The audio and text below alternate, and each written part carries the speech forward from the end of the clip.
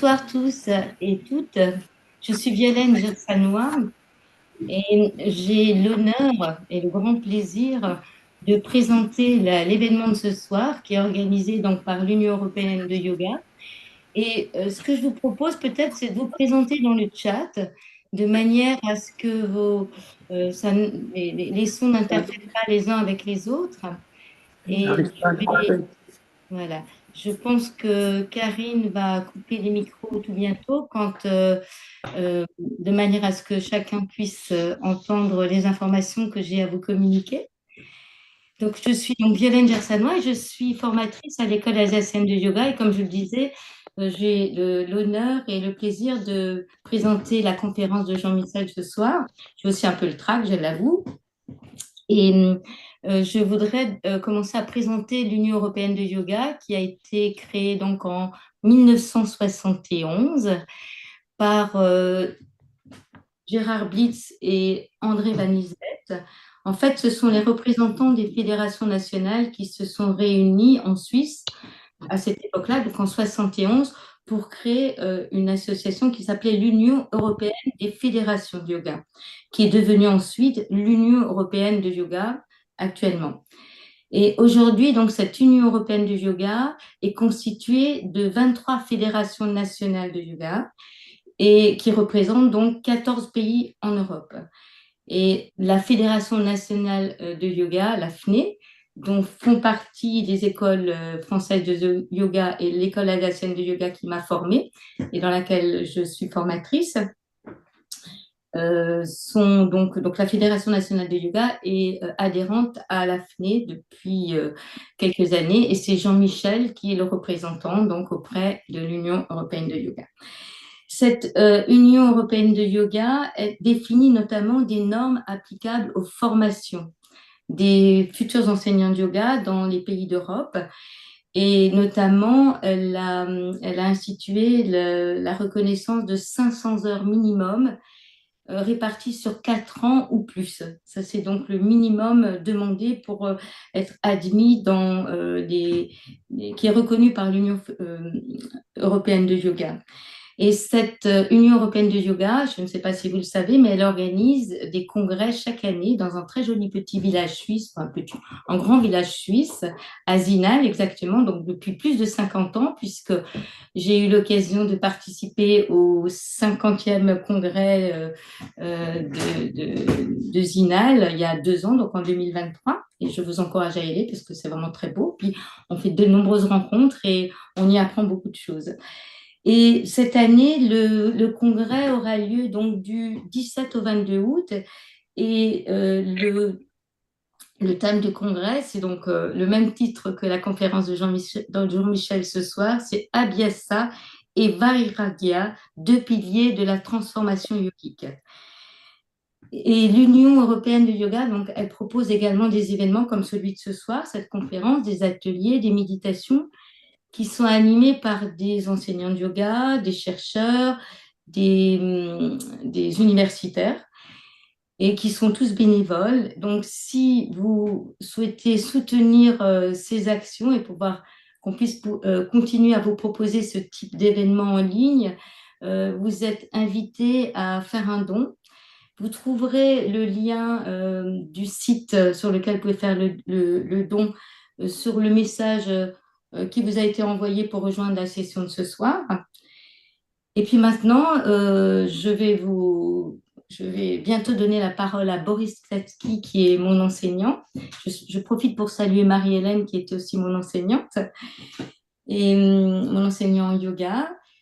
Et donc, Jean-Michel, aujourd'hui, va nous présenter une conférence sur le thème de Abhyasa et Vairagya, une lecture de Patanjali. Et cette conférence sera suivie d'un temps d'échange, de questions-réponses. Et ce qu'on vous propose, c'est de poser vos questions sur le chat, donc en bas de l'écran, pendant toute la durée de la conférence. Et moi, je vous propose de poser ces questions-là. Je ferai une synthèse. Et donc, pendant ce temps d'échange, je poserai les questions à Jean-Michel qui y répondra. Enfin, on espère avoir suffisamment de temps pour répondre à toutes les questions. Sinon, on fera une synthèse. Et c'est moi qui poserai les questions à la fin de l'échange. Donc, je vais passer la parole à Boris Statsky Et pour les personnes qui ne le connaîtraient pas, je le présente. Il est directeur de l'école de formation, des écoles de formation professionnelles en yoga à Lyon et à Aix-en-Provence. Il a été administrateur de l'AFNE et il a été aux côtés de Gérard Blix au tout début de cette belle aventure de l'Union européenne de yoga. Donc, je vous retrouve donc à la fin de la conférence et je vous souhaite une belle écoute et une bonne conférence. Merci Violaine. Donc, chers amis, bonsoir. Je pense que vous le connaissez très bien, mais quelques mots quand même pour présenter Jean-Michel Cresméas. Jean-Michel est naturellement docteur en études indiennes, il est sanskritiste, mais il est aussi professeur de yoga et formateur d'enseignants. Notamment, il forme des enseignants dans plusieurs écoles européennes, en particulier sur le Yoga Sutra. Mais peut-être le plus important, c'est un tapassine. C'est un pratiquant vraiment engagé dans la pratique du yoga depuis plus de 40 ans. Il pratique régulièrement, constamment, de manière très modeste et très profonde. Et ça, c'est une valeur essentielle. Il est traducteur des racines du yoga qui sont parues chez Almora. Il a participé à la rédaction de l'encyclopédie du yoga qui est parue à Albin Michel. Et nous sommes vraiment très, très heureux de l'entendre sur ce très beau thème, Abhyasa Viraga. Cher Jean-Michel, nous t'écoutons avec beaucoup de plaisir. Merci Boris, merci Violaine d'avoir réalisé cette présentation. J'espère que vous me voyez. Est-ce que vous me voyez là maintenant? Je ne sais pas si... Oui. Oui. Attendez, je vais essayer peut-être de me... Voilà, d'épingler. Est-ce que c'est possible, épingler? Voilà. Comme ça. Voilà, oui, merci à l'Union européenne donc de nous proposer ces rencontres, ces conférences qui ont lieu régulièrement tout au long de l'année sur différents thèmes. Hein. Là, nous arrivons un peu à la fin de l'année, donc il y a encore quelques conférences qui sont proposées, mais je profite quand même de ceci pour signaler une conférence assez exceptionnelle si vous êtes intéressé par la situation des sadhus ou des ascètes en Inde, dans l'Inde contemporaine et justement la pratique de yoga chez ces milieux ascétiques dans l'Inde contemporaine. Il y a une conférence qui est prévue en anglais, là par contre, le 18 mai, qui est un dimanche, par une universitaire qui s'appelle Daniela Bevilacqua, qui est une grande spécialiste de ses recherches sur les milieux d'ascètes dans l'Inde contemporaine, qui fera donc une conférence dans le cadre sous l'égide de l'Union européenne. Donc, si vous voulez y participer, si vous voulez la suivre, vous pouvez vous inscrire sur le site de l'Union européenne, comme vous êtes inscrit pour cette conférence de ce soir.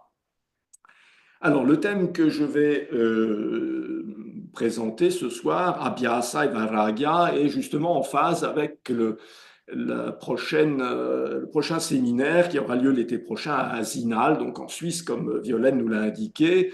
Tous les étés, l'Union européenne organise un grand séminaire de yoga, un grand stage international de yoga. Ça dure toute une semaine dans le très beau cadre de Zinal, c'est en hauteur au-dessus de la vallée du Rhône. Thème donc qui est cette année Abhyasa et Vairagya, deux piliers de la transformation yogique. Alors, ces deux termes de Abhyasa et Vairagya sont deux mots sanscrits qui peuvent vous paraître un petit peu ésotériques. Hein, toutes les personnes qui ne sont pas familières avec les textes indiens, si vous avez fait de bonnes écoles de yoga, ça vous rappelle peut-être des souvenirs et que ça a un rapport avec un certain texte que sont les Yoga Sutras. Mais rassurez-vous, je vais commencer par redéfinir toutes ces bases pour que vous soyez pratiquants, enseignants, formateurs, nous soyons tous à peu près au même niveau pour comprendre de quoi il s'agit. Parce que ces deux termes, Abhyasa et Vairagya, désignent, pour résumer et préciser ce que je vais dire, ce sont deux principes que nous suivons dès que nous nous engageons dans la pratique de yoga, même sans le savoir. Hein. Donc, si vous êtes simple pratiquant, pratiquante de yoga, vous respectez malgré tout ces deux principes de Abhyasa et Vairagya. Abhyasa, c'est l'engagement, l'assiduité, l'engagement dans la pratique la persévérance. Voilà. Donc il y a un effort quand nous pratiquons le yoga, un engagement à réaliser, c'est ça qui est désigné par Abhyasa. Et puis Vairagya, c'est au contraire, on va dire le détachement. Le détachement, savoir se détacher des choses, prendre un peu de distance, un peu de recul. Et constamment dans la pratique telle que nous la suivons aujourd'hui, quelle que soit la pédagogie que nous suivons, ces deux principes sont à l'œuvre constamment. Voilà. Donc c'est de cela dont je vais vous parler ce soir, c'est cela ce qui se cache sous ces deux termes de Abhyasa et Vairagya, mais on va rentrer bien entendu beaucoup plus dans le détail, dans quels ne sont pas opposés, mais qui sont complémentaires. C'est-à-dire que dans toutes les pratiques de yoga qui sont les nôtres, quelle que soit la forme de la pédagogie de yoga que nous suivons, ces deux principes sont présents constamment. On n'est pas que dans Abhyasa ou que dans Vairagya, on les combine à chaque instant, dans toute posture, dans tout enchaînement, dans tout exercice de contrôle du souffle, de méditation, ces deux principes sont présents en même temps. On peut dire même qu'il ne saurait y avoir de véritable yoga, de yoga digne de ce nom, de yoga authentique, s'il n'y avait pas un respect simultané de ces deux principes. Voilà.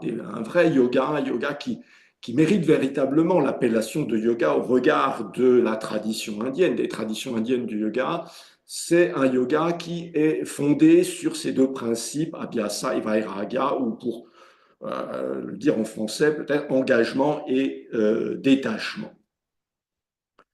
On peut dire, pour utiliser encore d'autres termes, on peut dire faire et non faire, ou agir et non agir, d'une certaine manière. Et le yoga est un équilibre, une harmonie, une recherche d'harmonie entre ces deux pôles complémentaires. Alors oui, je reprécise peut-être un point pratique. Donc, je vais faire l'exposé pendant à peu près 1 heure, là, c'est-à-dire jusque vers 19h30.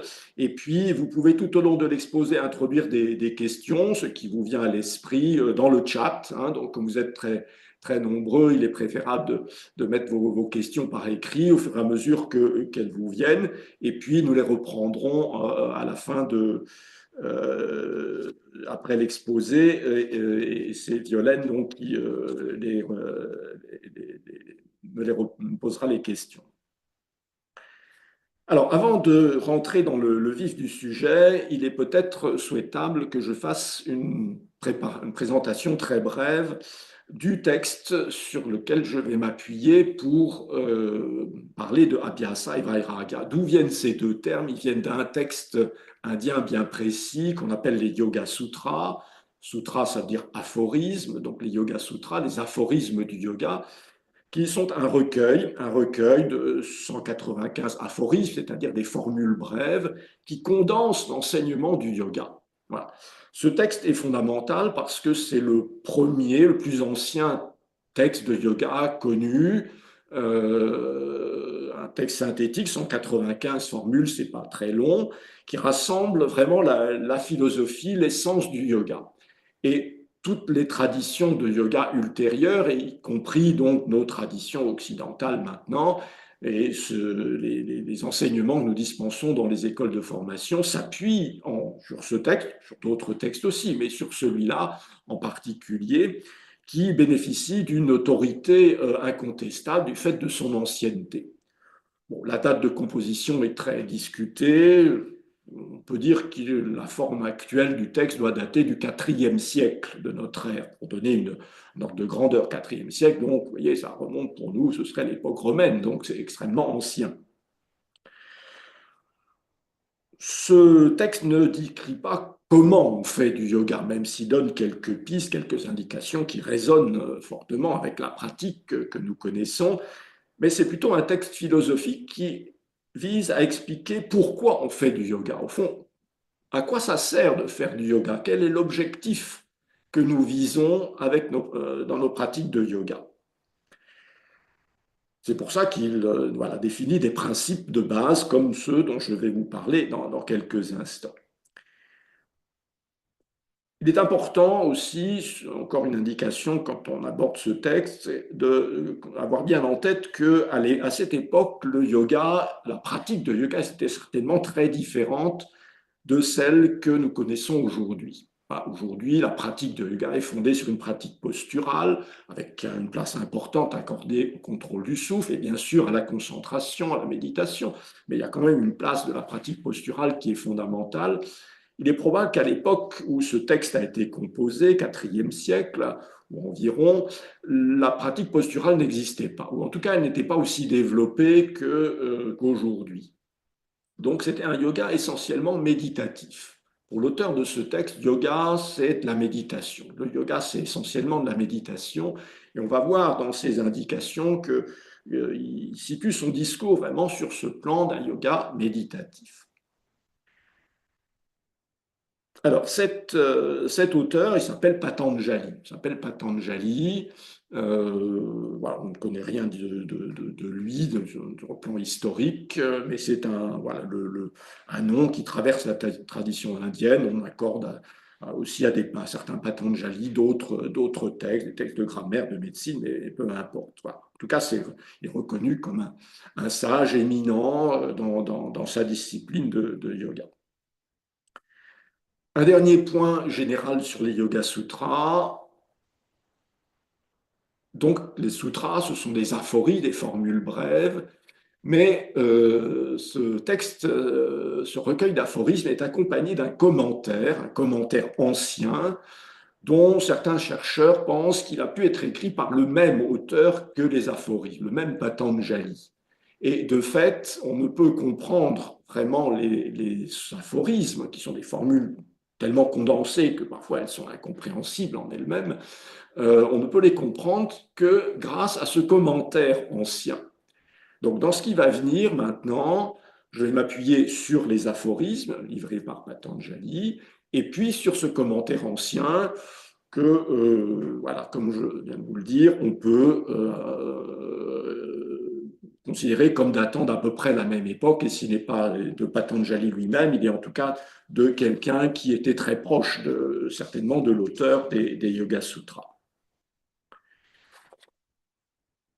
Alors, avant de rentrer dans le vif du sujet de Abhyasa et Vairagya, encore un point important pour situer pourquoi l'auteur va nous parler de ça.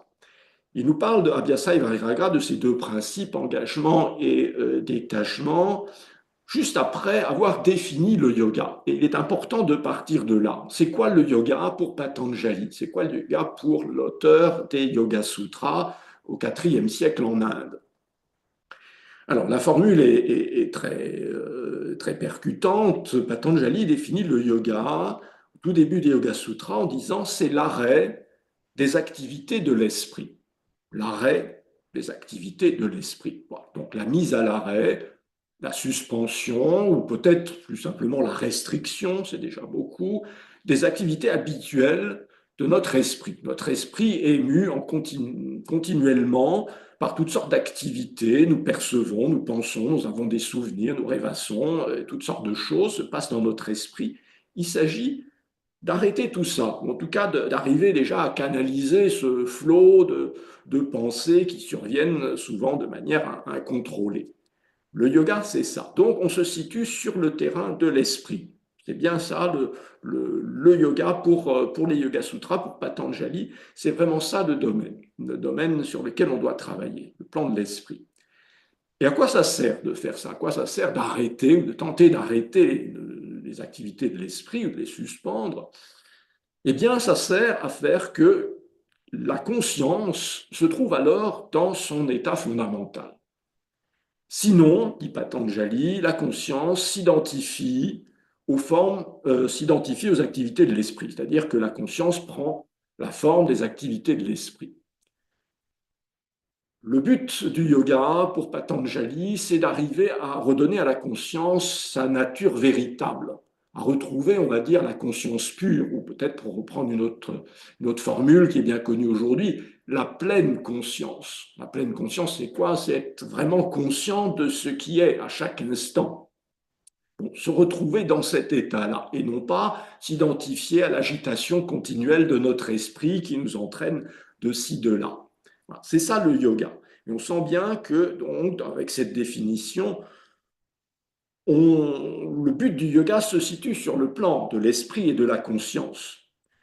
C'est vrai encore aujourd'hui, ça, je pense que c'est important d'être conscient de ça, même si nos pratiques de yoga s'appuient fondamentalement sur le corps, sur le souffle, et que nous sommes d'abord occupés à nous positionner ou à bouger dans l'espace, à synchroniser geste et souffle. Le but que nous poursuivons au travers de tout ça, il ne se situe pas uniquement sur le plan du corps et du souffle, il se situe bien davantage sur le plan de l'esprit et de la conscience. Bien sûr, c'est bien de bouger son corps, de s'étirer, etc. C'est excellent pour l'entretien du corps, mais ça devient véritablement un yoga que si ça a un effet sur le plan de l'esprit, sur le plan de la conscience.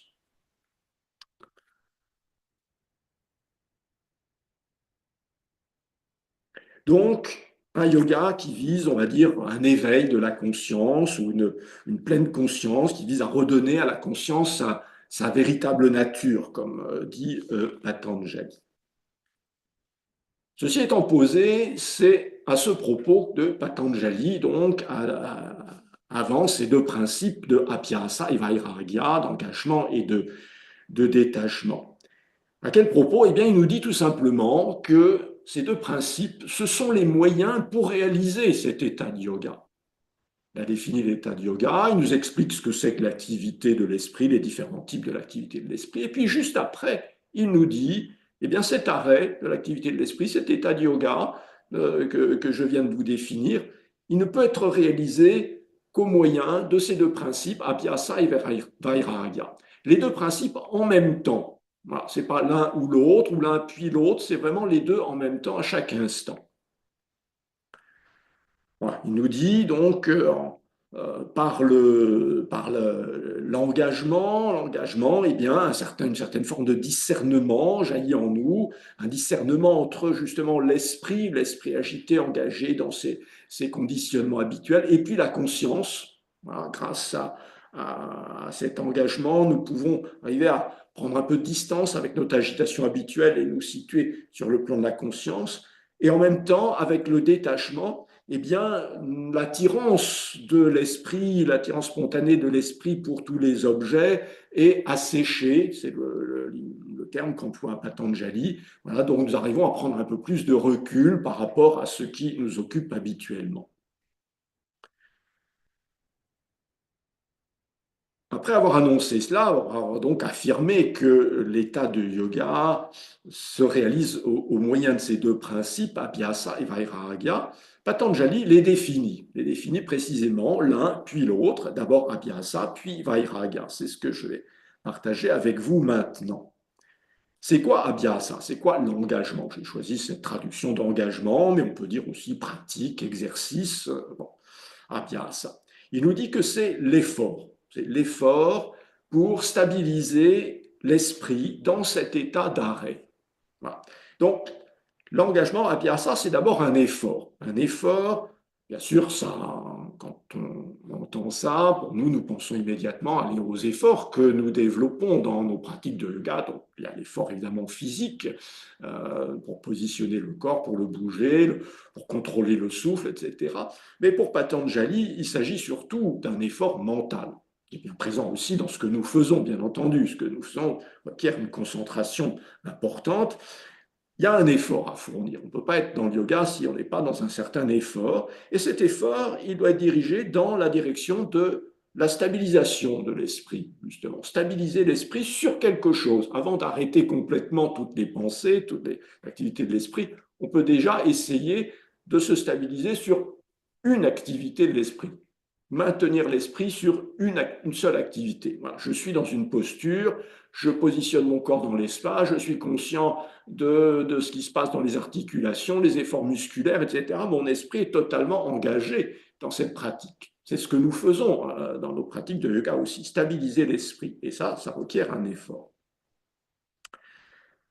Le commentaire ajoute ici un détail intéressant, c'est que bien sûr cet effort, il requiert de l'énergie, une énergie mentale, une force mentale,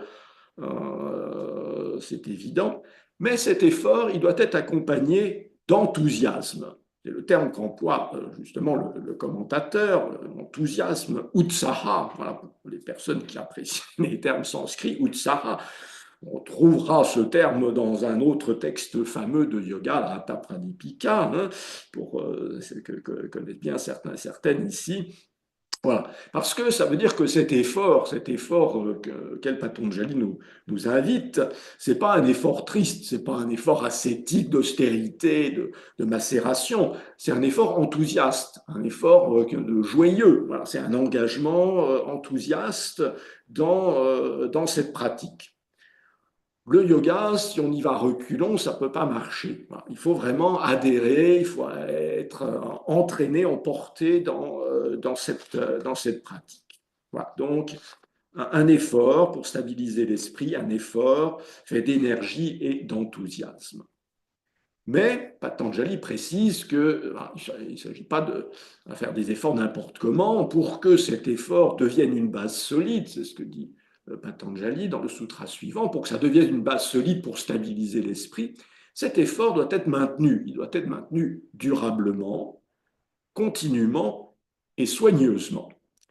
Durablement, continuellement et soigneusement. Qu'est-ce que ça veut dire durablement? Eh bien, ça veut dire que cet effort, il doit s'inscrire dans la durée, évidemment. On peut faire un effort, mais s'il est très bref, ben, les effets seront fugaces, hein, fugitifs et peut-être inexistants. Donc, il faut faire durer cet effort, appropriant, en ajustant, bien entendu. Voilà.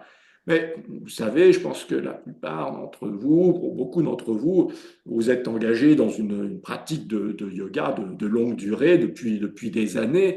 Hein, on se posait la question avec Boris tout à l'heure, avant l'ouverture, savoir depuis combien d'années je pratiquais, un certain nombre d'années, un certain nombre de décennies, et je pense que la plupart d'entre vous êtes aussi engagés dans une pratique de longue durée. En tout cas, si on adhère vraiment au yoga, on sent que voilà, c'est quelque chose qui dure toute la vie. Donc la durée est essentielle, évidemment, pour obtenir des résultats. Continuellement, hein, un effort continu, régulier. Ça veut dire que ce n'est pas une semaine par an et puis après on ne fait plus rien. Bien entendu, il y a peut-être des temps forts dans nos pratiques quand on fait des stages ou des week-ends, voilà, bien entendu. Mais voilà, une pratique régulière, quotidienne si on peut, même si c'est que quelques minutes, ça change la vie. Donc la régularité, la continuité est essentielle. Et puis Patanjali dit aussi un effort, qu'il faut pratiquer cet effort avec soin, soigneusement. Soigneusement, c'est-à-dire avec attention, avec zèle, voilà. Et j'ajouterais avec respect des techniques, parce qu'il y a des pédagogies de yoga, il y a des pédagogies qui sont bonnes, qui nous conviennent, et puis il y a peut-être des pédagogies qui nous conviennent moins bien. Donc il faut orienter cet effort dans une juste direction, il faut savoir s'ajuster en fonction de ce qu'on est, aussi en fonction donc de l'enseignement qu'on a reçu, le respecter, le suivre, appliquer les principes des enseignants et enseignantes que nous avons rencontrés sur notre route. Voilà. Voilà. Donc un effort qui ne devient véritablement efficace, qui devient une base solide pour stabiliser l'esprit, que s'il est maintenu de façon durable, continue et avec soin. Voilà comment Patanjali définit donc Abhyasa, le premier principe de Abhyasa, l'engagement, la pratique persévérante, l'exercice régulier et soutenu. Il définit ensuite Vairagya, le deuxième principe, donc, que j'ai traduit par détachement. Alors là, les définitions sont un petit peu plus complexes. Il y a 2 sutras aussi, c'est un peu plus complexe. Il distingue 2 niveaux de détachement. Alors, le premier sutra qui définit Vairagya, donc le détachement, et le suivant, il dit que c'est l'expérience, je traduis comme ça, l'expérience de la parfaite maîtrise de l'esprit dépourvu de soif pour les objets vus et entendus. Alors, c'est assez complexe, on va décomposer ça, l'expérience de la parfaite maîtrise de l'esprit dépourvu de soif pour les objets vus et entendus. D'abord, que sont les objets vus et entendus? Ceci renvoie à des conventions dans les traditions indiennes. Les objets vus, ce sont les objets perçus, perçus par tous les sens de façon générale, pas seulement la vue, ça peut être aussi l'ouïe, le toucher, etc. Hein, tous nos sens nous renseignent sur notre environnement, sur le monde matériel, tout ce que nous appréhendons par nos sens, ce sont ces objets vus dont parle Patanjali ici. Donc, tous les objets matériels et tout ce que nous pouvons avoir comme représentation ensuite de ces objets matériels. Objets matériels vers lesquels nous sommes attirés ou au contraire d'où nous voulons nous détacher par répulsion. Voilà, nous éprouvons soit de l'attirance, soit du rejet pour tel ou tel objet. Bon, voilà, ce sont les objets vus. Les objets entendus signifient les objets qui nous ont été apportés par l'enseignement. Parce que dans la tradition indienne ancienne, en tout cas, l'enseignement était essentiellement et presque uniquement en forme orale. Et quand on parle ici d'une transmission d'objets entendus, il s'agit des objets que nous avons reçus au moyen de l'enseignement. Et plus précisément, dans le contexte indien ancien, l'enseignement traditionnel qui était fondé sur des textes, on va dire, spirituels. Donc, les objets entendus, ce sont toutes les notions, on va dire, de l'univers philosophico-religieux des traditions indiennes. Si on veut transposer ça pour nous aujourd'hui, on va dire des objets plus intellectuels. Il y a des objets matériels et puis des objets intellectuels. Nous entretenons aussi toutes sortes d'objets abstraits, voilà, toutes sortes de choses, de principes abstraits qui peuplent notre esprit. Et nous sommes attachés à cela, ou au contraire, nous éprouvons peut-être certains rejets aussi pour certains objets un peu intellectuels. Bon. Objet vu et entendu, finalement, c'est une façon de désigner de façon globale tout ce à quoi notre esprit peut s'attacher, ou ce vers quoi nous sommes entraînés, ou au contraire ce que nous cherchons à repousser.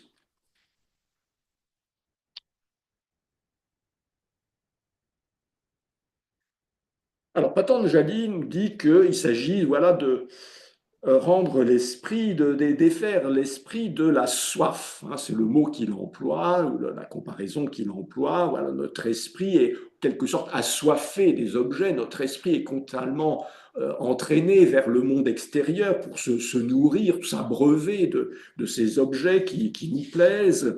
Et le détachement, c'est arriver justement à se défaire de cette tendance naturelle spontanée que nous entretenons dans la vie au quotidien, parce que c'est nécessaire évidemment pour vivre. Nous sommes orientés vers les choses qui nous plaisent, nous dégageons de ce qui nous plaît moins, et puis pour notre quotidien, nous avons besoin de nous approprier, de nous détacher de toutes sortes de choses dans notre environnement qui est le nôtre. Voilà. Donc, le détachement, c'est arriver à prendre un peu de recul par rapport à cette spontanéité que nous avons dans la relation à tous ces objets. Se défaire donc de ce que Patanjali appelle la soif. La soif. Nous sommes assoiffés de plaisir, et donc nous sommes de l'esprit entraîné vers les objets. Il y a une fameuse comparaison dans les traditions indiennes de l'esprit qui est entraîné un peu comme un char qui est tiré par des chevaux fougueux qui nous entraînent dans le monde de ci, de là, vers les différents objets. Donc, le détachement dans tout ça, vairagya, c'est arriver à se détacher de cela. Et Patanjali précise dans sa définition que c'est une certaine forme de maîtrise. Arriver à se détacher spontanément de quelque chose, ça peut-être qu'on arrive à le faire, mais arriver à maîtriser cette prise de distance, c'est autre chose. Et ça demande là aussi un certain entraînement. Voilà. Donc, le niveau, on peut parler véritablement de vairagya, de détachement, quand on arrive vraiment à maîtriser sa relation aux objets et à se dégager de cette soif spontanée. Alors, vous allez me dire, c'est déjà assez exigeant comme ça, avec cette définition, mais Patanjali en rajoute. Il rajoute un deuxième degré, en fait, dans la Le détachement, il y a 2 degrés ici dans ces définitions. Le premier degré, donc, c'est ce que je viens de vous dire, voilà, se défaire de la soif, arriver à maîtriser ce dégagement à l'égard des objets vus et entendus. Et puis un deuxième degré qui serait une sorte de détachement ultime, de détachement suprême à l'égard de tout ce qui constitue, on va dire, l'univers, tout ce qui meut l'univers. Ici, Patanjali se réfère à ce que dans la tradition indienne on appelle les gunas. Je ne vais pas rentrer dans la présentation de quoi il s'agit, on va dire de ce qui fait que l'univers matériel est sans cesse mis en mouvement, qui est sans cesse parcouru par toutes sortes de phénomènes. Il s'agit d'arriver à se détacher de tout ces forces fondamentales, de la nature en quelque sorte. Et Patanjali nous dit que ce détachement ultime, il provient précisément de la réalisation de la conscience, de la connaissance de la conscience dans sa nature véritable. C'est ce qu'il annonçait déjà dans la définition du yoga. Quand on est dans l'état de yoga, l'arrêt des activités de l'esprit, alors la conscience apparaît dans sa nature véritable. Et cette nature véritable, finalement, elle se réalise, c'est ce que Patanjali tend à dire ici, par un effort de détachement, de dégagement ultime. Donc, 2 types de détachement.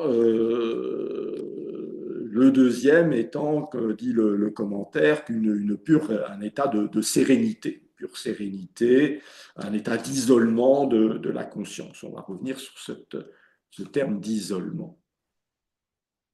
Voilà, donc 2 principes, Abhyasa et Vairagya, l'engagement, la discipline, la persévérance d'un côté, de l'autre côté le détachement, arriver à prendre de la distance à l'égard de tout ce qui nous entraîne dans la vie au quotidien. Et c'est en combinant ces 2 principes que l'on peut espérer atteindre l'état de yoga, ou simplement on peut pratiquer le yoga, bien entendu. Quand Patanjali dit que le yoga, c'est l'arrêt des activités de l'esprit, on peut décliner ça d'une manière peut-être plus concrète en disant que la pratique de yoga, c'est une pratique qui vise à restreindre, déjà à contrôler les activités de l'esprit. Et pour réaliser cela, eh bien, il faut combiner ces 2 principes, Abhyasa et Vairagya.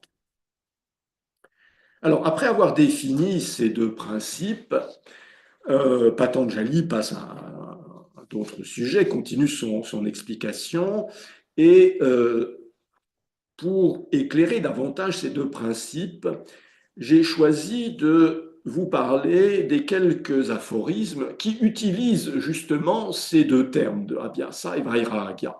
Il y a 3 autres aphorismes un peu plus loin dans les Yoga Sutras qui utilisent l'un ou l'autre de ces 2 termes, ils n'apparaissent plus ensemble, et c'est intéressant, je pense, de regarder ce que Patanjali nous dit dans ses sutras pour mettre en perspective les définitions que nous venons d'examiner.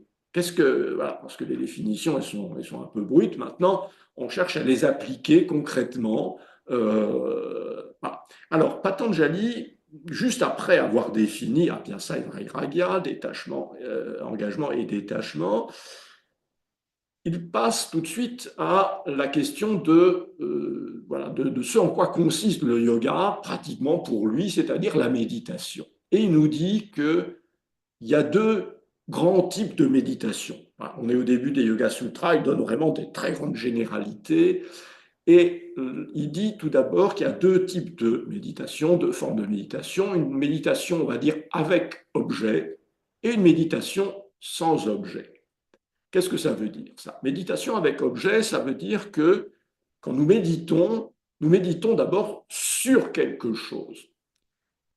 Qu'est-ce que ça veut dire méditer sur quelque chose? Ça veut dire que nous prenons un support d'attention et nous concentrons. Avant de méditer, on va passer par une étape préliminaire qu'on peut considérer comme préliminaire, qui est ce que nous appelons habituellement la concentration. C'est-à-dire que nous allons fixer notre attention sur quelque chose. Prenez l'exemple d'une posture tout à l'heure, continuons cet exemple. Voilà, nous pratiquons une posture, quelle qu'elle soit, qui requiert un effort qui est suffisamment modéré pour que cette posture elle soit durable, et alors nous ajustons nos efforts, nous positionnons notre corps, nous développons la conscience, le positionnement du corps dans l'espace, effort, etc. Bon. Nous sommes déjà dans une certaine forme de concentration, voilà, notre esprit est fixé là-dessus. C'est ça l'objet. L'objet de la méditation, c'est l'ensemble de tous ces éléments qui sont présents dans notre esprit quand nous fixons quelque chose. Ça peut être donc une posture, ça peut être un exercice de contrôle du jeu, ça peut être évidemment un objet plus mental, simplement, ou quelque chose qui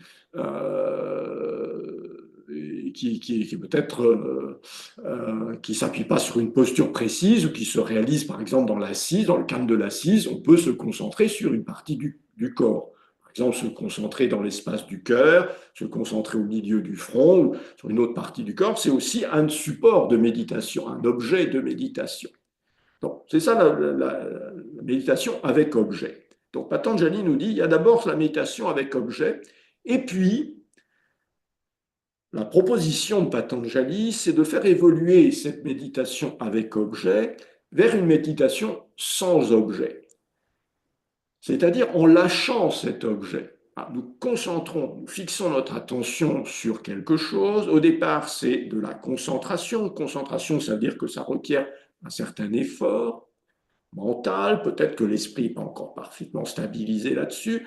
Et puis ça devient une méditation au plein sens du terme quand il y a un certain flot continu de pensée qui est stable sur ce support que nous avons choisi. Et puis peut-être que ça peut devenir ensuite quelque chose qu'on va appeler l'absorption, qui a un degré un peu plus abouti de la méditation. Mais je vais laisser ça de côté. Bon. Donc on a d'abord maintenu son attention sur cet objet, et puis il s'agit ensuite de le lâcher en quelque sorte. De le lâcher en quelque sorte pour arriver à un autre degré, une autre forme de méditation, qui est ce que Patanjali nomme la méditation sans objet. Et c'est en définissant ce deuxième degré de méditation, donc quelque chose qui est quand même déjà assez avancé, qui demande un petit peu d'entraînement dans ces techniques. C'est à ce propos, dans ce sutra, que Patanjali emploie justement le terme de abhyasa, engagement, pratique. Il nous dit que ce deuxième degré, de cette deuxième forme de méditation, dite sans objet, dans laquelle il ne reste que les souvenirs, que les traces qui ont été laissées par le support de méditation précédent, eh bien, ce deuxième degré de méditation, il est précédé lui-même d'une certaine forme de pratique de la pensée de l'arrêt, nous dit Patanjali. C'est un petit peu, on a l'impression de tourner un petit peu en rond quelquefois, mais ça veut dire qu'à un moment, quand nous sommes dans notre pratique, eh ben, il y a quelque chose qui doit surgir en nous et qui doit déclencher cet arrêt. Voilà. Dans toutes les pratiques que nous faisons, il y a un moment où ça s'arrête. Et bien, même ça s'arrête eh bien, est déclenché par quelque chose qui relève d'une certaine forme de pratique, mais une pratique tout à fait particulière, évidemment, parce qu'on est là déjà dans une certaine forme de méditation qui suppose d'avoir déjà lâché, de s'être détaché de beaucoup de choses. Mais on est encore même à ce stade-là, dans ces deux principes de Abhyasa et Vairagya, et là, eh bien, la pratique qui est indiquée, c'est celle de lâcher, d'arrêter, d'aller vers cet arrêt complet.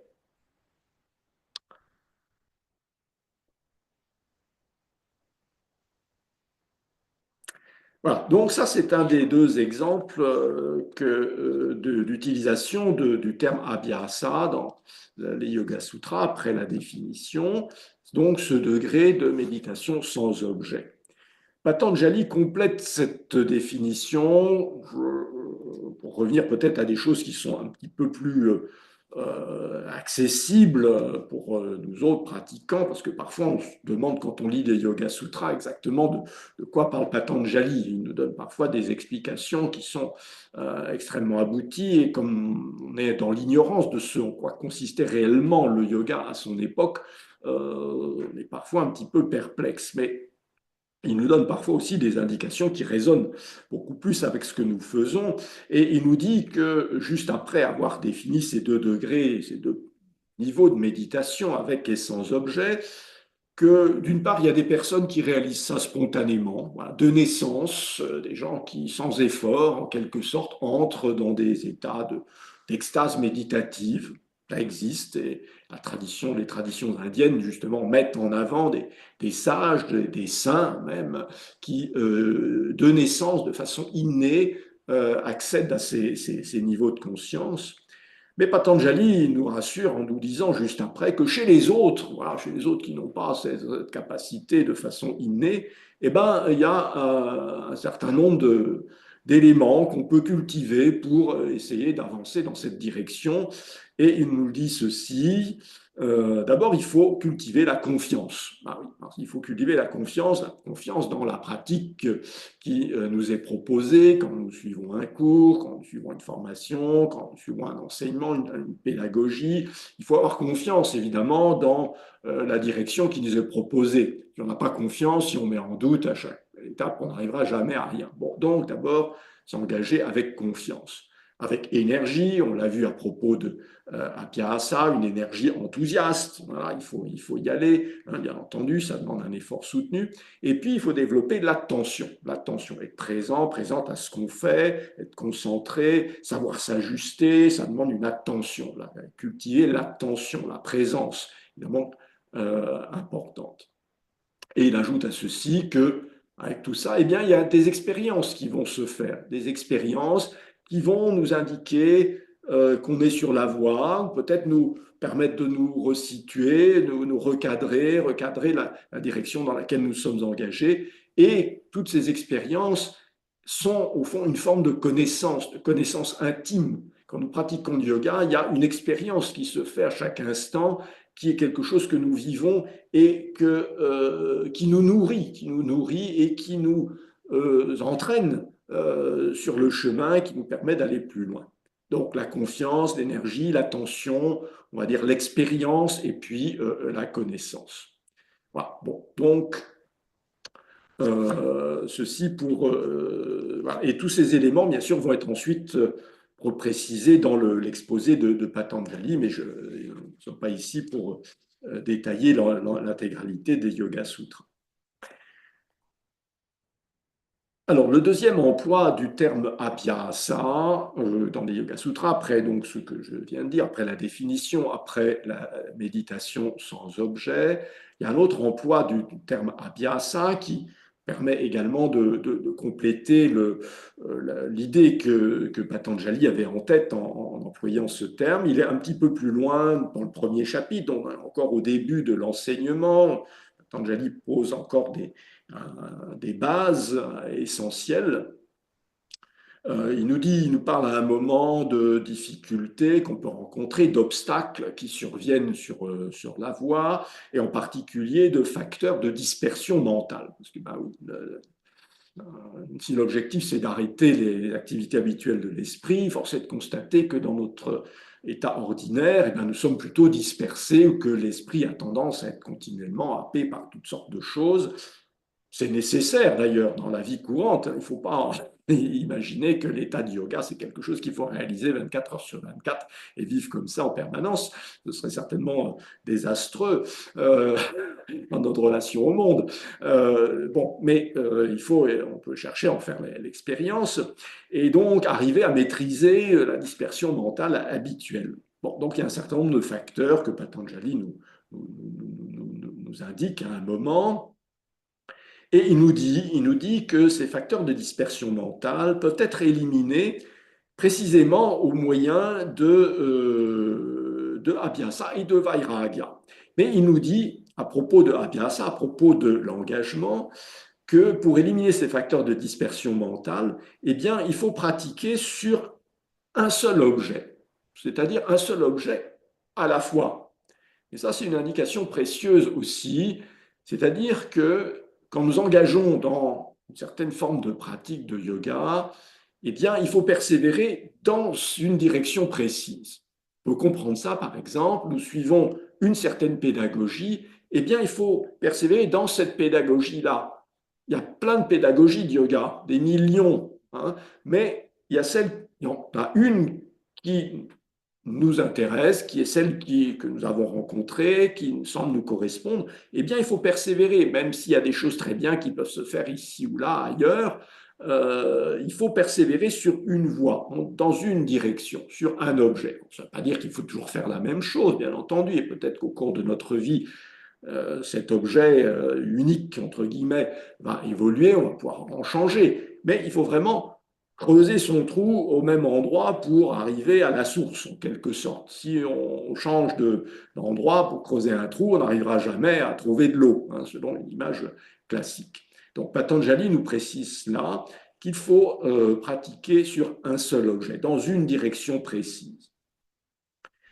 Et Patanjali illustre ceci juste après en donnant différentes formes de yoga qui existaient à son époque. Et quand on regarde les traditions indiennes, il y a des styles de yoga qui sont très éloignés de ce que nous appelons yoga. Le yoga, pour nous, c'est quelque chose qui s'inscrit dans la continuité du hatha yoga, hein, un yoga, on va dire, de l'énergie.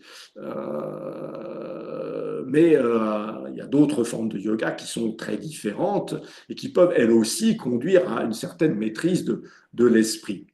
Par exemple, il nous dit une façon voilà, d'apaiser la dispersion mentale, c'est de cultiver certaines vertus. Et ici, par exemple, la bienveillance ou la compassion. Voilà, cultiver la bienveillance, la compassion, c'est une forme de yoga aussi. Voilà, si vraiment à chaque instant, dans toutes nos relations, eh bien, on cultive ce type de vertu, eh bien, on s'engage dans une certaine forme de maîtrise de l'esprit. Ou bien, autre chose qui est très évidemment célébrée dans l'univers indien, fréquenter un maître spirituel. Voilà, aller au pied d'un gourou, comme on dit, recevoir son enseignement, le mettre en œuvre, etc., avec toute la dévotion que ceci suppose. C'est aussi une forme de yoga pour Patanjali. Et puis, d'autres choses encore peut-être un peu inattendues, il parle aussi à un moment des rêves, par exemple, étudier ses rêves, voilà, et essayer de guider sa pratique, sa vie, peut-être en fonction de ses rêves et de son sommeil. Vous voyez que bon, Freud n'a rien inventé, c'est déjà dans les Yoga Sutras. Bon, donc tout ça, ce sont des formes de pratiques variées. Patanjali nous invite seulement à en choisir une et à persévérer dans cette direction. Voilà, ne pas nous disperser en allant d'une pratique à l'autre de façon inconsidérée.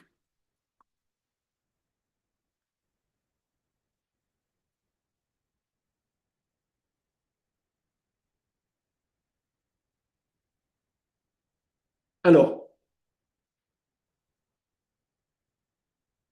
là, j'ai parlé de Abhyasa, donc des deux sutras que Patanjali, dans lesquels Patanjali utilise ce terme de Abhyasa, donc l'engagement, la pratique persévérante. Il emploie également l'autre terme qui est le thème de notre réunion ce soir, de Vairagya, donc le détachement. Il l'emploie également beaucoup plus loin dans le texte et on peut dire même près de la conclusion. C'est la fin du 3e chapitre. Si vous avez une idée de la composition du Yoga Sutra, c'est un moment où on arrive à une conclusion, à quelque chose, à une forme d'aboutissement dans l'enseignement de Patanjali. On arrive finalement à la réalisation de cet état qu'il a annoncé au départ, cet état de l'arrêt des activités de l'esprit et l'émergence de la conscience dans sa nature véritable. Et il nous dit que voilà, dans ce cheminement, le pratiquant, la pratiquante est conscient uniquement de la différence qu'il y a entre l'esprit et la conscience. Hein. J'ai employé les deux termes, esprit, conscience. Bon, pour Patanjali, ce sont deux choses différentes. Il y a la conscience pure, qui est cette faculté fondamentale qui nous anime, qui est complètement pure et qui est toujours présente. Et puis il y a l'esprit qui, lui, est continuellement agité, perturbé, soumis à toutes sortes de conditionnements, troublé par toutes sortes de choses. Donc la direction, c'est d'arriver à faire la part des choses entre eux qui relève de la conscience véritable, qui est toujours pure, et puis l'esprit qui, lui, est agité et soumis à toutes sortes de conditionnements. En chemin, le pratiquant, la pratiquante peut développer toutes sortes d'effets plus ou moins exceptionnels, vivre des expériences plus ou moins surprenantes, et on peut être tenté, en tout cas ce que nous affirme la tradition indienne, tenté de rester dans la jouissance des effets procurés par le yoga. Le yoga, ça détend, ça permet certaines clairvoyances, etc. On est dans une sorte de bien-être qui nous porte et on peut peut-être s'arrêter là, en quelque sorte. Et on va dire que dans le yoga contemporain, peut-être qu'il y a une insistance sur un yoga bien-être qui est peut-être un peu exagérée. Et donc Patanjali, vers la fin de ce troisième chapitre, à l'endroit où je me situe maintenant, nous dit attention, il faut veiller à ne pas être fasciné par ces effets immédiats. Il faut poursuivre pour aller jusqu'au but ultime. Et justement, ce but ultime, eh bien, on l'atteint en se détachant de tous ces effets qui risqueraient de nous bloquer, de nous arrêter sur le chemin. Dans cette jouissance, ce bien-être que nous pouvons développer grâce à les pratiques de yoga, eh bien, nous pouvons être tentés d'en rester là en quelque sorte et de ne pas franchir le pas ultime et d'arriver. Donc, il s'agit de se détacher aussi de ce bien-être, en quelque sorte, de ces effets immédiats que procure le yoga, qui sont intéressants, il ne faut pas non plus les rejeter complètement, mais le yoga, l'état ultime que nous propose Patanjali, c'est encore en se détachant de tout cela. Parce que le but pour Patanjali, c'est le terme qu'il emploie, c'est l'isolement de la conscience. L'isolement de la conscience, c'est-à-dire isoler la conscience par rapport à l'esprit. Extrêmement fort. Alors bon, ça ne veut pas dire qu'il faut y rester en permanence non plus, heureusement, mais donc il y a cette idée d'isolement. Bon, Patanjali, là, pour personnes qui ont déjà reçu des enseignements sur les Yoga Sutras, s'appuie sur une certaine conception de la philosophie indienne du Sankhya, avec cette idée d'isolement. Voilà, pour conclure cette présentation, donc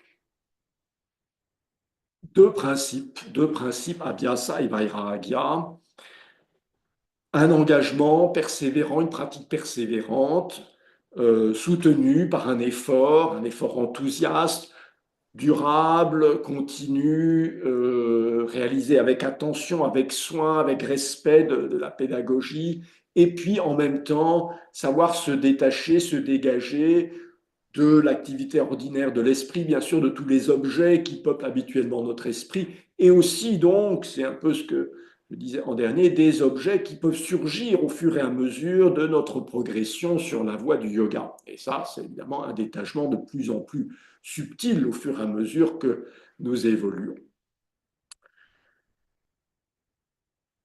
Alors, je pense que ceci doit résonner avec la pratique qui est la nôtre aujourd'hui. Je vous ai dit que Patanjali, il n'y avait sans doute pas de pratique posturale.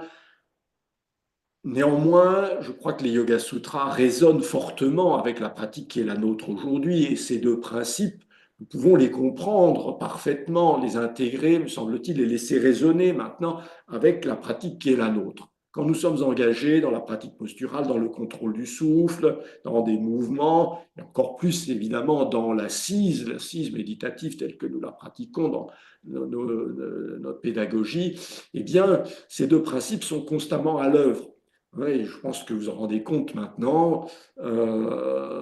Donc, cet enseignement de Patanjali, il est encore d'actualité. Et c'est ça qui fait la richesse de ce texte, c'est ça qui fait la richesse des grands textes. D'ailleurs, ce n'est pas le seul, mais en particulier de ce texte dans le domaine du yoga qui est le nôtre, que ce texte continue de résonner, même dans un contexte qui n'est plus du tout celui de l'auteur, de Patanjali. Voilà, je vais m'arrêter là si vous voulez. Il reste à peu près une demi-heure. Donc, si vous avez des questions, je vais pas regarder s'il y avait il y a quelques mots dans le chat, mais je sais pas s'il y a beaucoup de questions. On verra. S'il n'y a pas assez de questions dans le chat, vous pourrez bien entendu éventuellement prendre la parole en direct si vous le souhaitez. Et je vais maintenant laisser peut-être Violaine intervenir. Si tu veux bien reprendre la parole, Violaine. Merci. Oui, merci Jean-Michel. Eh ben, pour l'instant, zéro question dans le chat, mais peut-être que tout le monde a été attentif et c'est difficile des fois d'être attentif et de poser des questions d'emblée. Donc, moi, j'ai une question peut-être. Alors, je vais peut-être commencer par la mienne. J'ai osé assumer la mienne. À un moment donné, tu as parlé de confiance Oui. et cultiver la confiance. Et j'aurais une question, c'est comment est-ce qu'il y a une incompatibilité entre la confiance et l'esprit critique? Comment est-ce que, voilà, accorder sa confiance, c'est sûr que si on commence à remettre en question tout et toujours, on n'avance pas. Mais comment garder son esprit critique tout en étant confiant dans l'enseignement qu'on... ouais. Eh ben, je dirais qu'il faut d'abord choisir un bon enseignant. Voilà, parce en quoi on a confiance? On a confiance évidemment dans l'enseignement en général, mais l'enseignement en général, eh ben, il se matérialise pour nous, il se concrétise pour chacun, chacune d'entre nous, sous les traits d'un enseignant, d'une enseignante que nous fréquentons régulièrement, hein. Voilà, la plupart d'entre vous, je pense, vous fréquentez des cours, vous avez peut-être suivi des écoles, vous faites des stages auprès de certains enseignants. Moi-même, je suis l'enseignement de Boris depuis 30 ans, donc j'ai une totale confiance en lui parce que ben, je l'ai approché régulièrement, j'ai expérimenté son enseignement et j'ai pu mesurer évidemment les bienfaits que ça apporte et la justesse de l'enseignement par rapport à ce que je vis. Donc la confiance, c'est quelque chose qui se construit évidemment. Bien entendu, au départ, il faut essayer. Puis on arrive, on ne sait pas ce que c'est que le yoga, on n'a jamais rien fait, ben, on s'inscrit à un cours et puis on va voir. Ça va peut-être marcher, ça va peut-être pas marcher. Et puis, ben, c'est en essayant que cette confiance peu à peu se construit. Et bien sûr, tu le dis, il faut maintenir quand même un esprit critique. Un esprit critique, ça veut dire qu'il faut savoir s'ajuster aussi dans l'enseignement qu'on reçoit. L'enseignement qu'on reçoit, il est commun à plusieurs personnes, il est dispensé par un enseignant, une enseignante à de nombreuses personnes, mais chacune l'ajuste. Donc, et ça fait partie aussi euh, du cheminement sur la voie du yoga, qu'il faut à chaque instant mettre en question, vérifier que ce que nous appliquons nous convient bien. Patanjali, j'ai évoqué à un moment la connaissance aussi, hein. Dans cette série, il y a une série de cinq, commence par la confiance, l'énergie, l'attention, l'expérience, et puis en dernier, la connaissance. La connaissance, c'est justement cette connaissance intime de la pratique. Je suis convaincu que si on pratique de façon vraiment sincère, la connaissance, on acquiert une connaissance qui nous permet de dire si c'est juste ou si c'est pas juste ce qu'on fait. Alors, nous le vivons dans notre corps, dans notre souffle, dans notre tête, après par les effets que nous mesurons. Et donc tout ça, ça a un effet en quelque sorte, on va dire rétroactif, qui nourrit notre confiance. Si on s'aperçoit à un moment que ça ne nous convient plus, et peut-être que avec la collection des printemps, comme dit Boris, eh bien, il va falloir s'ajuster différemment, hein. Voilà, ce qu'on faisait à un moment, ben, c'est plus possible, donc il faut s'ajuster différemment. Eh bien, il faut faire jouer cet esprit critique et ce sens de l'ajustement. Donc la confiance, je pense que c'est quelque chose qui se bâtit au fur et à mesure et qui n'exclut pas, au contraire, qui se combine avec l'ajustement de chaque instant et de chaque pratique. Merci Jean-Michel. Autrement dit, c'est parce qu'en pratiquant qu'on acquiert la confiance. Voilà. Voilà, je dirais ça comme ça. Voilà. Alors, Alors, ceci dit, il y a d'autres éléments peut-être pour oui, rester, quoi, nourrir encore juste un petit peu. J'ai parlé de la confiance dans l'enseignement, dans l'enseignant, qui transmet bien sûr une certaine pédagogie, donc un certain enseignement. Et puis, une chose intéressante aussi, et c'est un peu ce que nous avons fait ce soir, c'est revenir aux sources que sont les textes. Il y a des textes, j'ai parlé des Yoga Sutras ce soir, mais il y a d'autres textes fondamentaux dans les traditions indiennes de yoga. Quand on revient à ces textes, on les sent résonner en nous. Et ça aussi, c'est de la confiance. Si ça ne résonne pas, ben, il y a quelque chose qui est un peu perturbant, hein, qui est un peu perturbant. Donc, revenir aux sources aussi, je pense que c'est aussi quelque chose qui peut nourrir notre confiance. Oui, Jean-Michel, il y a une question. Alors, il y a une personne qui dit on ne peut pas intervenir puisque les micros sont coupés. Il vous est proposé de poser vos questions sur le chat en bas de votre écran et de poser vos questions par écrit. Et là, je vais lire la question de Gabriel qui pose cette question. Est-ce que l'on ne pourrait pas rapprocher les deux concepts complémentaires définis ce jour, à savoir Abhyasa, engagement enthousiaste, et Vairagya, détachement, avec ceux de Stira et Sukham, tension pardon, et lâcher prise. Exactement. Ah, je vois que j'ai affaire à un connaisseur des Yoga Sutras, hein, qui cite donc le fameux sutra à propos de posture, hein, que Patanjali, voilà, il n'y a que 3 sutras sur les postures, mais le plus célèbre c'est Stira Sukham Asanam, effectivement. Donc la posture, elle doit être stira, c'est-à-dire ferme, stable, immobile, et puis sukha, elle doit être confortable, agréable, plaisante. Voilà. Et effectivement, ce stira sukha résonne avec Abhyasa et Vairagya. C'est en quelque sorte voilà, la déclinaison de Abhyasa et Vairagya adaptée au contexte de la posture, tout à fait. Mais Abhyasa Vairagya, ça s'applique pas seulement à asana, ça s'applique aussi à pranayama, à dhyana, à tous les aspects, à toutes les techniques de yoga s'inscrivent dans cette double polarité Abhyasa Vairagya.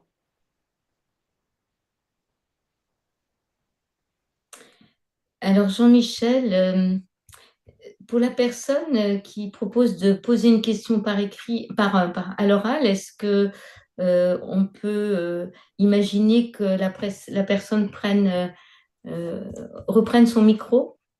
Oui, bien sûr, oui, oui, je pense que vous devriez avoir le droit d'allumer votre micro. Si Alors ce n'est pas le cas, vous me le dites, il mais il s'agit suffit d'aller cliquer en bas à gauche de votre écran et normalement, vous pouvez activer votre micro. Alors, est-ce que Corinne qui posait la question peut peut-être activer son micro et poser sa question? Voilà, c'est fait. D'accord. Euh, Voilà, nous t'entendons, Corinne, c'est bon. et je me demandais si, pour répondre un petit peu à la question, enfin, faire écho à la question qui a été posée, si au départ, cultiver la confiance, c'était pas déjà neutraliser sa peur. Parce que il me semble que si nous avons ce sentiment-là de, même si on porte un jugement, de pas avoir confiance dans son jugement, enfin avec des guillemets au jugement, mais c'est parce que on a le mental obscurci par la peur et que, eh ben, si on a par exemple un, un doute sur la validité de quelque chose qui est proposé ou une conscience critique. C'est pas interdit d'avoir une conscience critique. Heureusement qu'on on en a. Parfois, c'est de l'ordre de l'intuition, mais on en a. Mais la question, c'est de savoir d'où émane notre doute, en fait. Si c'est sur la proposition avec laquelle on n'est pas d'accord ou dans le fond, elle nous paraît pas claire. Et dans ce cas-là, on peut forcément avoir cet esprit critique, mais avoir confiance dans notre esprit critique au fond. Oui, oui, je comprends très bien ce que tu veux dire. Mais bon, c'est quelque chose qui se construit, mais tu as parlé bon, effectivement, de neutraliser sa peur, ses peurs, ça effectivement, bah, c'est bien ça la confiance, c'est d'arriver justement à dépasser des peurs qui sont peut-être voilà, des constructions mentales. Hein, et finalement, dans tout l'enseignement de Yoga Sutra dont je vous ai parlé ce soir, l'esprit est assailli, troublé par toutes sortes de conditionnements. Dans ces conditionnements, il y a justement toutes les peurs, tout ce qui suscite en nous des peurs qui sont souvent imaginaires. Hein, pas toujours, hein, mais souvent imaginaires, qui constituent donc des blocages. Pour reprendre une formule, le yoga, c'est arriver à rendre possible ce qui était impossible. Hein. Il y a quelqu'un qui a donné cette définition du yoga, qui est très belle aussi. Donc, c'est impossible parce qu'on a peur, parce qu'on est dans des blocages. Et bien, peut-être que ça peut se débloquer. Et là, je pense que ce qui peut nous débloquer, et ça c'est l'intérêt du yoga tel que nous le pratiquons aujourd'hui, c'est que nous passons par le corps. Si on passait que par la tête, ce serait beaucoup plus difficile. D'abord parce qu'on a beaucoup moins de moyens d'action directe sur notre esprit, justement. Mais l'intelligence du yoga, tel qu'il s'est développé maintenant chez nous, donc qui est plutôt un yoga dérivé du hatha yoga, qui s'appuie sur le corps et sur le souffle, eh bien, ça permet de débloquer d'abord le corps. Et il y a certainement des résonances très profondes entre le plan corporel, le plan respiratoire et le plan de l'esprit. Et des peurs qui sont des blocages de l'esprit, eh ben, on peut les débloquer en débloquant des blocages dans le corps, me semble-t-il. Ça ne marche pas toujours, mais là, ça, je pense que ça correspond aussi à ce que les différentes disciplines scientifiques reconnaissent aujourd'hui, quoi, ce travail somato-psychique, en quelque sorte. Hein. Donc, oui, neutraliser sa peur, ses peurs. Bon, oui. Encore merci pour la J'ai réponse. répondu à la question, Corinne. Voilà. Alors, Oui, Violaine. oui, je partais sur une autre question.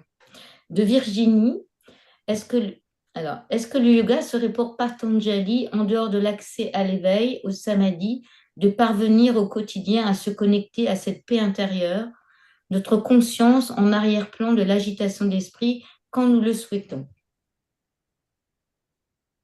Alors, il s'agit bien de se reconnecter, oui, on peut utiliser ce terme-là, à une certaine forme de conscience, conscience intérieure, profonde, qui est effectivement un lieu de paix, hein, dans la mesure où il est dégagé, détaché de l'agitation habituelle et justement de toutes les peurs et de tous les troubles qui affectent le plan de l'esprit.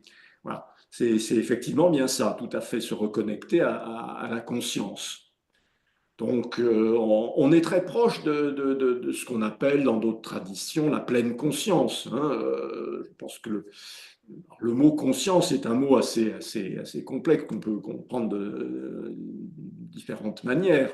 Hein. Mais je pense que ça correspond bien à ce que veut dire la pleine conscience ou la conscience pure, l'éveil de la conscience. Effectivement, ça se traduit par différents, enfin ça se traduit, je ne sais pas si moi-même je peux parler d'une expérience dans ce domaine, mais voilà, de sentiments de paix, de joie aussi. Je pense que dans la tradition indienne, il y a peut-être encore plus que l'idée de paix, il y a l'idée de joie, car au fond de l'être humain, quelque chose qui est de l'ordre de la joie, qui nous habite, une joie sans objet, qui jaillit spontanément.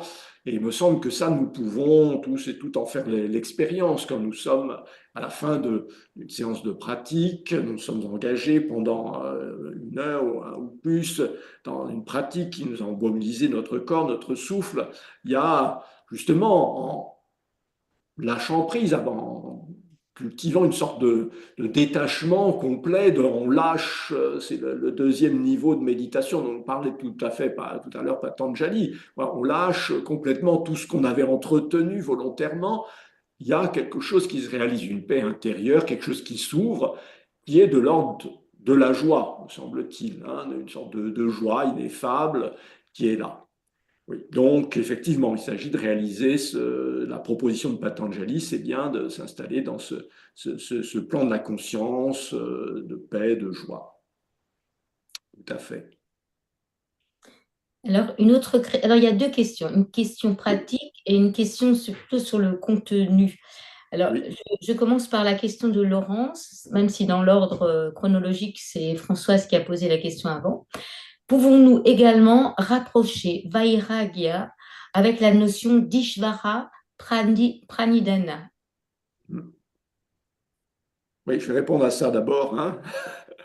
Alors, c'est une autre notion. Voilà, là, j'ai affaire à quelqu'un qui connaît bien les Yoga Sutras, Ishvara Pranidhana. Donc, voilà, littéralement, c'est le culte du Seigneur, très littéralement, ou la dévotion. Et dans le contexte de Patanjali, c'est certainement une allusion à toutes les pratiques. Ah, Karima qui est en train de Oui. parler. Merci. Une allusion à toutes les pratiques religieuses, à toutes les formes de culte qu'on peut voir encore en Inde aujourd'hui. Vous savez que le monde indien est très, très religieux, qu'il y a des cérémonies, des cultes en permanence à tous les coins de rue et chez tout un chacun.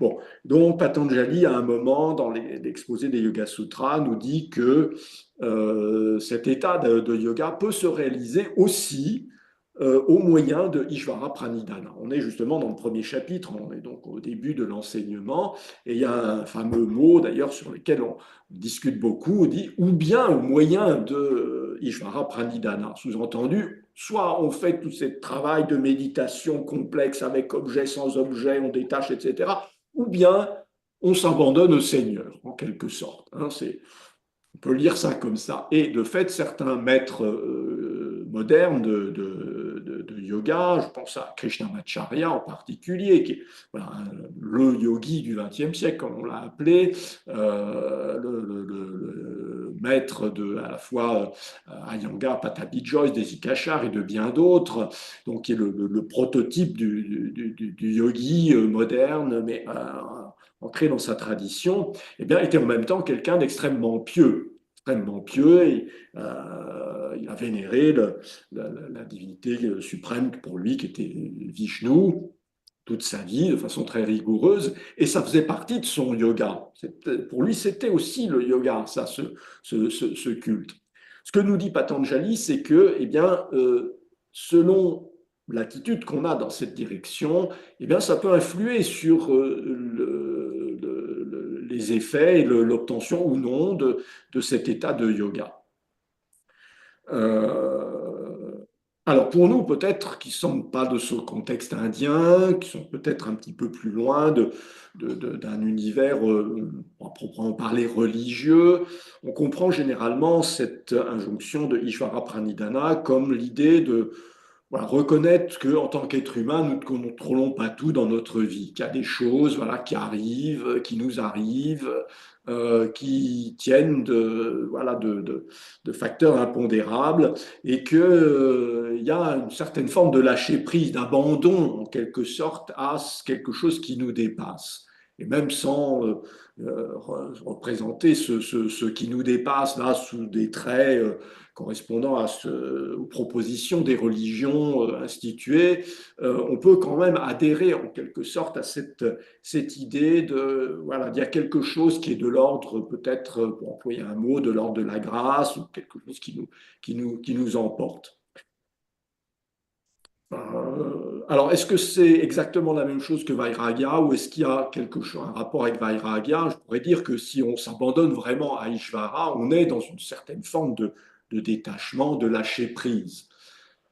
Je ne sais pas si c'est tellement l'enseignement des Yoga Sutras. Par contre, ça correspond beaucoup plus à l'enseignement d'un autre grand texte indien, qu'est la Bhagavad Gita. Et à mon avis, il insiste encore beaucoup plus sur cette dimension d'abandon à plus vaste que soi. Hein. C'est tout ce qu'on appelle le bhakti yoga, hein, le yoga de la dévotion, entre guillemets, qui est le yoga de l'abandon au divin, en quelque sorte. Voilà.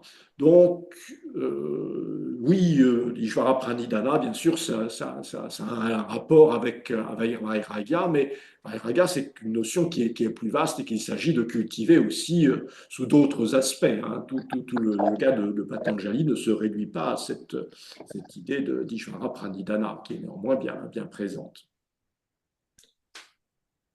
Voilà. Alors, peut-être la deuxième question, Violaine. La question, c'est une question pratique de Françoise. Oui. Est-ce que les commentaires des Yoga Sutras écrits par Patanjali que vous avez cités ont-ils fait l'objet d'une édition particulière? Alors oui, il y a des éditions, des traductions en français. Alors à ma connaissance, il y a deux traductions complètes des Yoga Sutras accompagnées de ce commentaire ancien, deux traductions complètes en français. Une première qui a été faite par Pierre-Sylvain Filiosa. Ça remonte à déjà une vingtaine d'années. Je pense que je dois avoir ça évidemment dans ma bibliothèque. Hein, c'est ça, voilà, ça ressemble à ça. Yoga Abhyasa Rahashya de Vyasa, hein, voilà, donc c'est édité chez Agamat.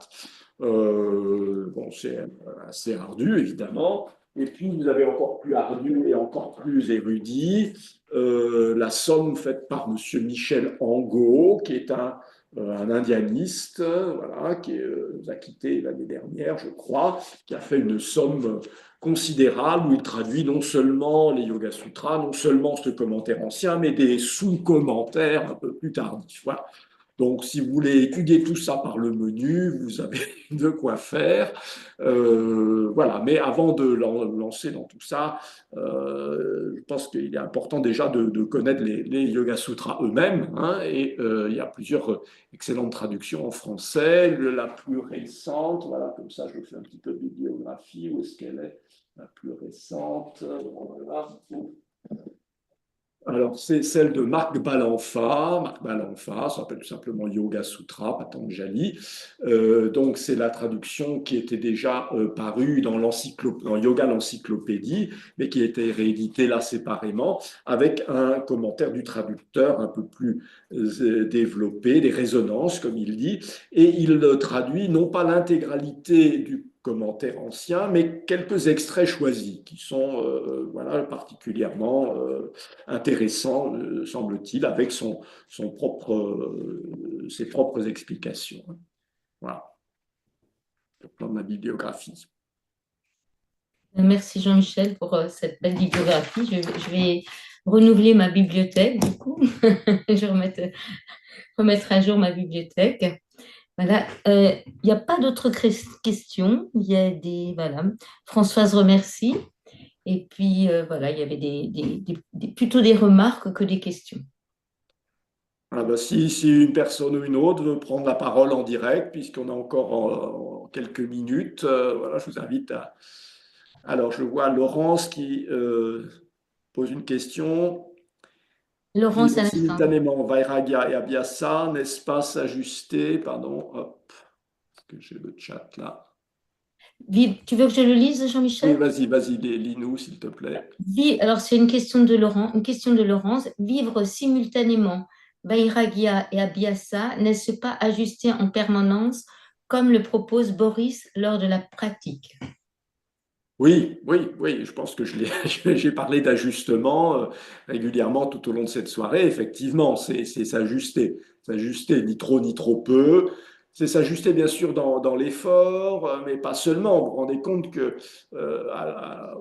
on- dans l'enseignement de Patanjali, ces deux principes interviennent très tôt dans le discours. Donc c'est vraiment une sorte de cadre général de toute la pratique. Hein, pas seulement la pratique posturale, c'est vraiment quelque chose qui déborde très largement et peut-être même qui déborde de l'exercice de yoga que nous faisons. Parce que je me rappelle, le yoga, bien sûr, c'est ce que nous faisons sur le tapis ou sur le coussin ou la chaise, quand on s'assoit sur une chaise pour méditer. Bien sûr, ça, c'est de l'entraînement. Mais le yoga, c'est aussi à chaque instant dans notre vie. Et justement, le yoga ne serait pas véritablement du yoga si cet entraînement que nous réalisons régulièrement n'avait pas des conséquences positives à chaque instant de notre vie. Hein. Et donc, on peut dire que ce Abhyasa Vairagya, c'est quelque chose que nous sommes invités à cultiver aussi en dehors de l'exercice proprement dit.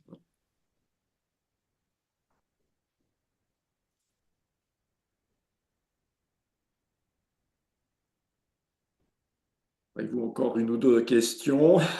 C'était marqué. Alors, en fait, c'est Laurence qui continuait son commentaire en disant s'ajuster et ne jamais démissionner. Voilà. Et sinon, il y a Karima qui remercie et voilà, qui quitte la visio. Alors moi, j'ai encore une question éventuellement, Oui, si vas-y. en fait, c'était par rapport à l'enthousiasme, mais c'est plutôt une question, c'est plutôt une curiosité, on va dire sémantique. C'est Utsara, l'enthousiasme? Oui. Utsara. Utsara, on s'écrit U-T-S-A long H-A, Utsara. qui est donc un terme que l'on retrouve, j'ai fait une allusion très brève, mais je peux être plus précis, dans la Hatha Pradipika, il y a un certain nombre de facteurs favorables à la réussite du yoga. Donc là, on est à Hatha Pradipika, c'est un texte du XIVe siècle, un texte de Hatha Yoga, le texte fondamental du Hatha Yoga, qui cite plusieurs facteurs de réussite du yoga et qui notamment utilise ce terme de Utsara. Je ne sais pas si l'auteur avait certainement lu le commentaire des Yoga Sutras, mais je ne sais pas s'il l'a puisé vraiment à cette source. En tout cas, c'est le même terme, effectivement. Hein. Donc, Alors, je regarde si quelqu'un d'autre a reposé une question. Sinon, j'en ai encore, moi. Je n'ai encore une. C'était par rapport à Santosha. Est-ce que quand Patanjali dit qu'il ne faut pas s'arrêter à la jouissance, de rester dans la jouissance de cet état allez, particulier dans lequel le yoga nous met, est-ce que le fait de quel est le rapport avec Samtosha? Voilà. Où on est. ouais, non, c'est très clair. Voilà. Effectivement, il y a un lien aussi, évidemment. Santosha, donc pour que tout le monde comprenne, Santosha, c'est ce qu'on traduit généralement par le contentement. Contentement, donc c'est l'un des principes, on va dire, un principe éthique. Il y a aussi une éthique du yoga qui est exposée assez longuement dans les Yoga Sutras. Et il y a ce principe du contentement, savoir se contenter de ce qui est, de ce qu'on a, de ce qui est, et pas être continuellement à vouloir accumuler toujours plus, etc. Et c'est essentiel dans le yoga, effectivement, et ça participe évidemment de cette idée de détachement, bien entendu. Ça, voilà, ça résonne avec cette idée de détachement. Voilà, ce sont deux perspectives un petit peu différentes. Santosha, c'est plutôt dans la relation qu'on entretient avec les choses, avec les gens, avec son environnement immédiat. Vairagya, c'est quelque chose qui est encore plus large, je dirais. Hein. Mais effectivement, on est dans le même, je pense, la même idée hein, fondamentale, oui. Santosha, tout à fait. Ah, et entre-temps, il y a une autre question de Virginie. Vous avez associé l'isolement de la conscience selon Patanjali et le Samkhya. Pourriez-vous préciser et qu'en serait-il éventuellement par rapport au Vedanta?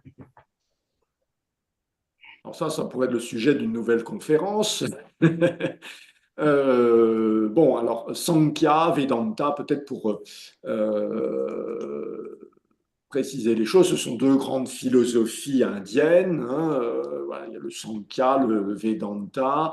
Donc les Yoga Sutras, effectivement, s'inscrivent dans la continuité de ce qu'on appelle le Sankhya, qui est qu'on appelle en philosophie un dualisme, oui, une vision dualiste, parce qu'elle fait reposer la réalité sur deux principes que sont la conscience d'un côté et on va dire la matière de l'autre. Voilà, il y a la conscience et il y a la matière.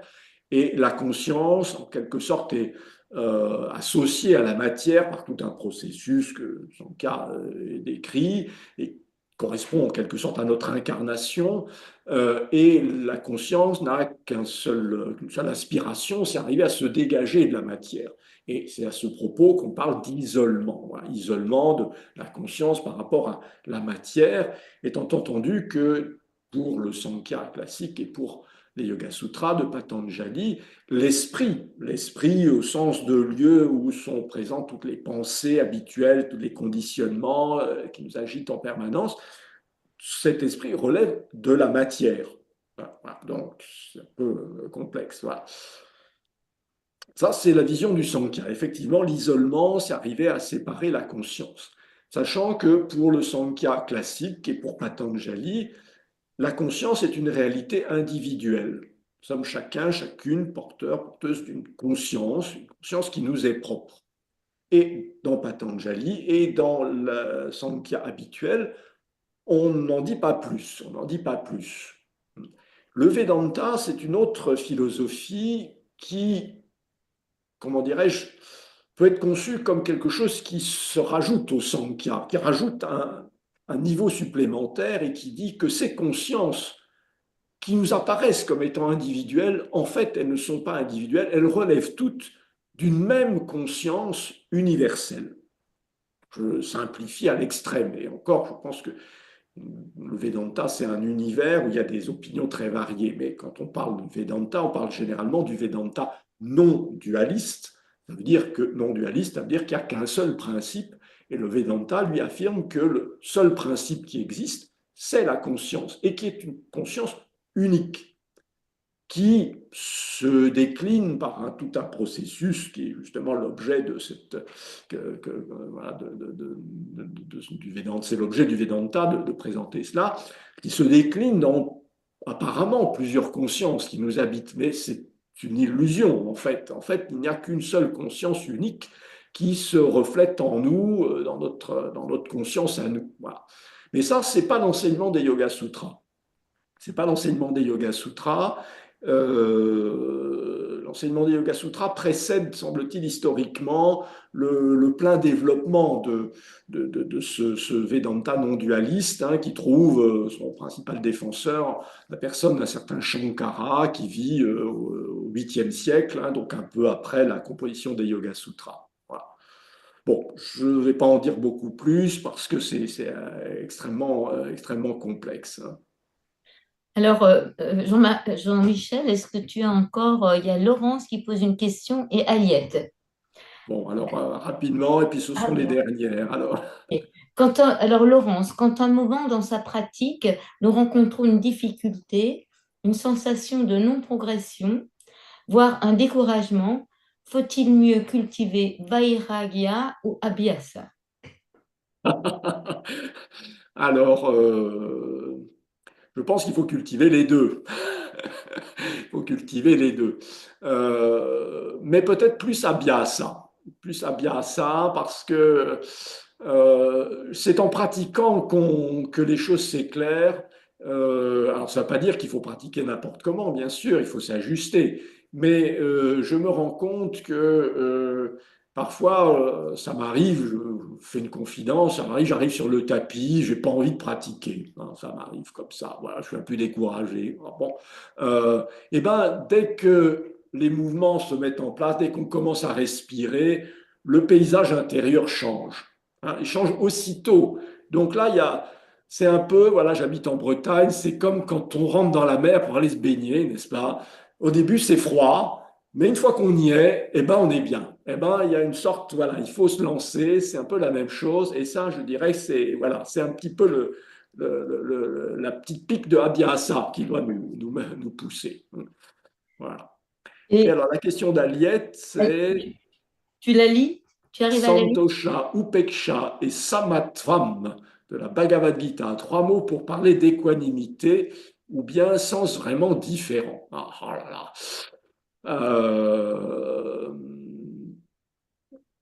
Oui.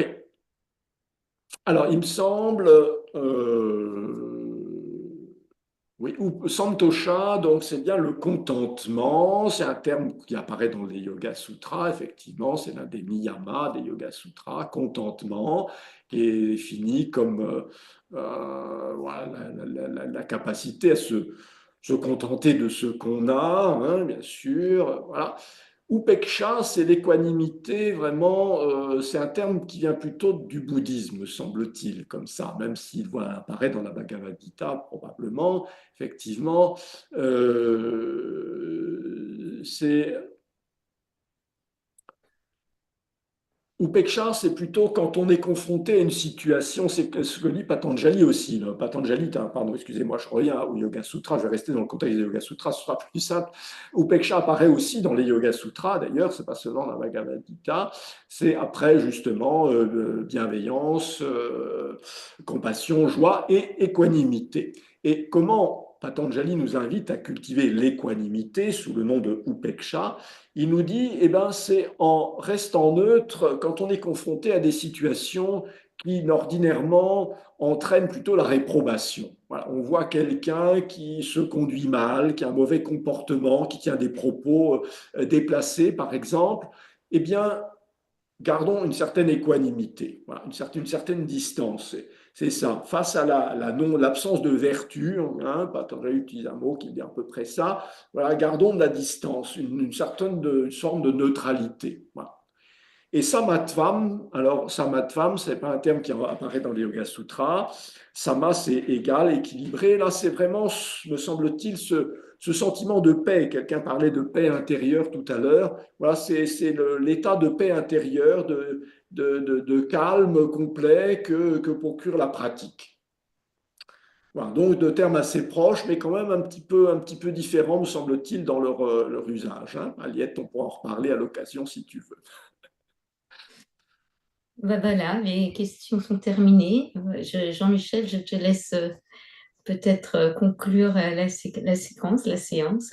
Et en tout cas, Bien, merci. ben d'abord, merci à toutes et à tous de votre présence et d'avoir suivi. J'espère que ceci vous a donné d'abord surtout envie de continuer de pratiquer, parce que c'est ça, hein, et en même temps que ça a pu éclairer vos pratiques. Hein. C'est l'intérêt justement de nous nourrir de ces textes. Hein. Ça alimente la confiance aussi de revenir aux sources, comme on l'a dit à un moment. Donc, ben merci. Et puis, je serais ravi si vous avez d'autres questions, d'autres retours à l'occasion de rencontres futures. Je serais ravi de revenir sur ces questions avec vous. Et encore merci aussi à Violaine d'avoir animé la soirée, à Boris de m'avoir présenté, et puis à l'Union européenne donc d'avoir organisé toute cette rencontre. Merci, bonne Merci soirée à à tous, bonne toutes et à soirée. tous.